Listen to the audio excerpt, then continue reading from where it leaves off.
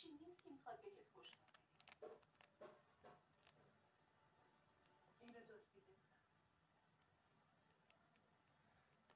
پدر داشت همه چی رو میریخت دور و من اینو برداشتم و قایم کردم. مامان خیلی دوستش داشت. جک همه وسایلش رو ریخت. فکر میکرده به من کمک میکنه.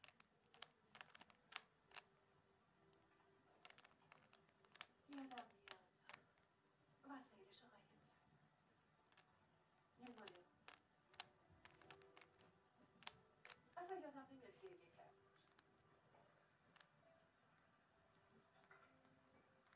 باشه. تو تمام